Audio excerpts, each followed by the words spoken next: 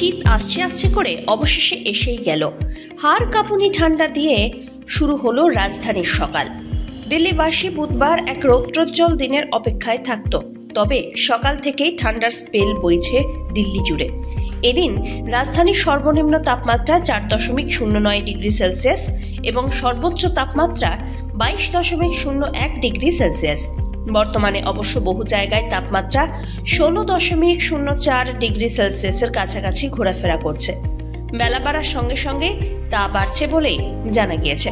বাতাসে আপেক্ষিক আর্দ্রতার পরিমাণ 21% এবং হাওয়ার গতি ঘন্টায় 21 কিলোমিটার। অন্যদিকে পিছিয়ে নেই বাংলাও। বুধবার ভোর থেকেই কুয়াশার চাদরে ঢেকে গিয়েছে গোটা জলপাইগুড়ি। ঠান্ডার দাপট ধীরে ধীরে বাড়তে শুরু করেছে জেলা জুড়ে।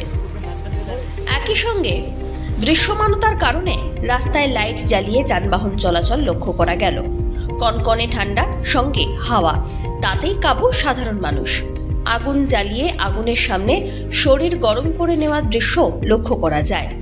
ঠান্ডার দাপট আরও বাড়বে বলে আবহাওয়া দপ্তর সূত্রে খবর।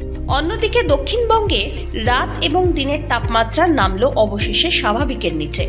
বুধবার থেকেই ধীরে ধীরে কমছে তাপমাত্রার পারদ। সপ্তাহের শেষে বেশ কিছুটা নামতে পারে তাপমাত্রা। শনিবারের মধ্যে 3 থেকে 4 ডিগ্রি পারদ পতনের ইঙ্গিত দেওয়া হয়েছে। সপ্তাহান্তে কলকাতায় 15 ডিগ্রির নিচে নামতে পারে পারদ এবং পশ্চিমী জেলায় 10 ডিগ্রির নিচে নামবে তাপমাত্রা। আলিপুর আবহাওয়া দপ্তর সূত্রে খবর, রাজ্য জুড়েই তাপমাত্রা আগামী কয়েকদিনে ধীরে ধীরে নামতে চলেছে। 3 দিনে তাপমাত্রা 3 থেকে 4 ডিগ্রি সেলসিয়াস কমতে পারে। শনিবার শীতের আমেজ অনেকটাই বাড়বে, এমনটাই জানিয়েছে হাওয়া office. Bureau report, one India Bangla.